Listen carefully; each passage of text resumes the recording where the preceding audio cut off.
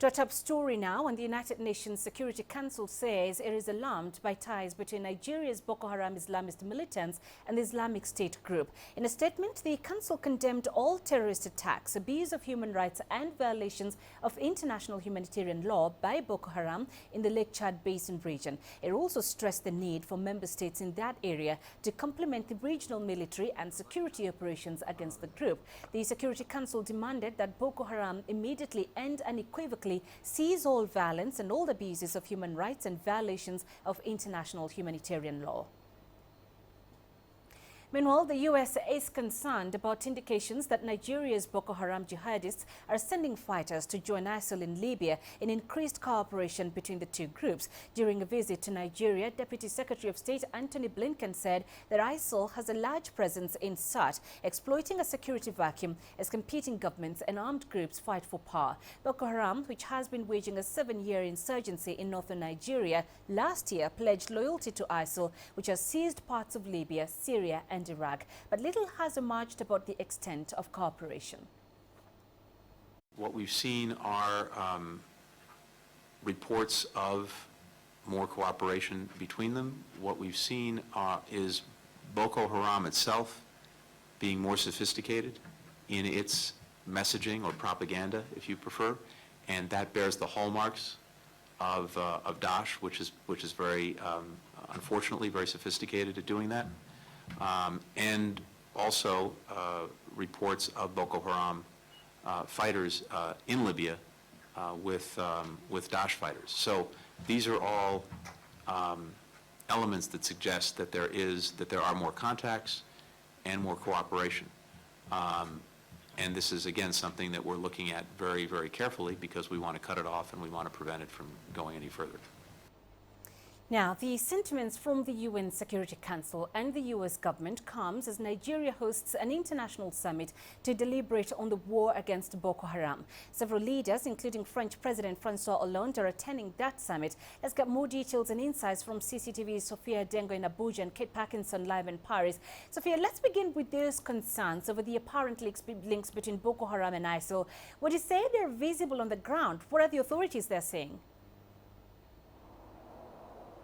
Well, you know, Penina, as early as 2013, around March, we started hearing that ISIL had indeed accepted the pledge from Boko Haram in terms of their alliance and consolidating the group here in West Africa as a chapter of ISIL. And of course, those growing concerns have been confirmed by this visit by the U.S. envoy.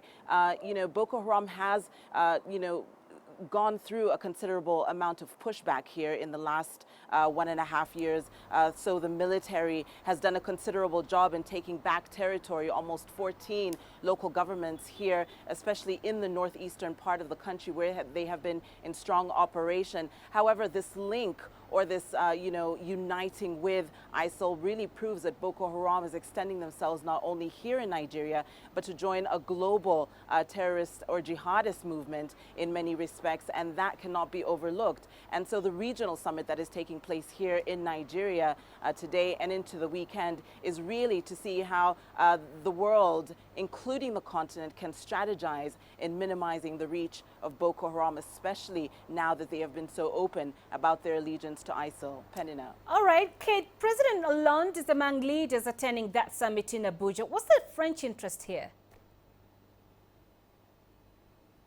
Well, France has said that Nigeria's struggle is the struggle of France as well. And France, of course, very much understands the need to stem the spread of global terror following the terror attacks that we had here in Paris last year. France is also heavily invested in Nigeria economically and has actually found itself, or rather its interests, targeted by Boko Haram in recent years, as well as French citizens being kidnapped. So certainly protecting French investment in Nigeria is very important to the French President François Hollande, as well as keeping the economic ties with Nigeria warm. And it is highly likely that on the sidelines of this security summit, the French President will also be pushing France's economic agenda. All right, so Sophia, President Buhari has been on an international campaign seeking support for the war against the group. And of course, you've mentioned here that this summit is all about strategizing on ways to minimize the reach of Boko Haram in the region. But what more does Buhari hope to achieve with this summit? Well, Penina, let's look at what he has achieved, and perhaps maybe that can be the evidence of the significance of ushering, a government that is following through on a promise, perhaps, on fighting terrorism until it is no more, especially in the case of Boko Haram. President Muhammad Buhari, since coming into administration, has been canvassing pretty much of the world internationally, but really placing a focus on this joint military coalition here in the Lake Chad Basin region, where Boko Haram is actually operating, and in extending Nigeria's bilateral relations and opening Nigeria up to discussions and to really understanding what it will take for Nigeria to ally with the rest of these nations in finding a solution to minimizing the terrorist reach of Boko Haram. So not only has President Muhammad Buhari made a considerable effort here in the region, but also extended himself to the United States, to the U.S., and you are seeing constantly, a reminder through these nations with feedback, not only in embedding with the military, coalition here in providing training, and in recent months also providing an open window to perhaps dialoguing over providing manpower. So, Penina, we can say that perhaps what President Muhammadu Buhari has done so far is considerable compared to what has been done in the past. All right, Kate, French security agencies are already stretched battling the terror threat at home. What practical contribution can the French offer to the efforts against Boko Haram?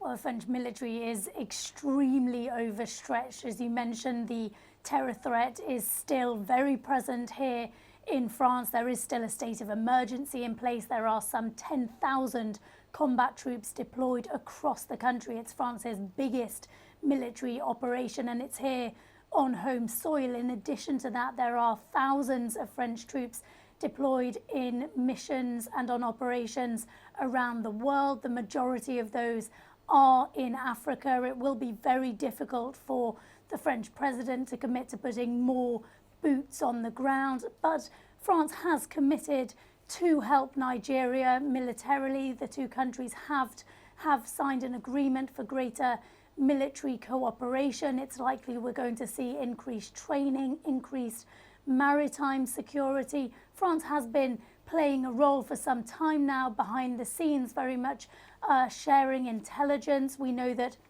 French fighter jets that have flown over the combat area that are stationed in Chad have been sharing satellite imagery with the Nigerian authorities. It's also highly likely that the French president will be using his influence on Nigeria's French-speaking neighbours as they try to come up with a regional military solution to the Islamic militant threat in the area. All right, Kit Parkinson joining us live from Paris and Sophia Dengo in Abuja. Many thanks to the both of you.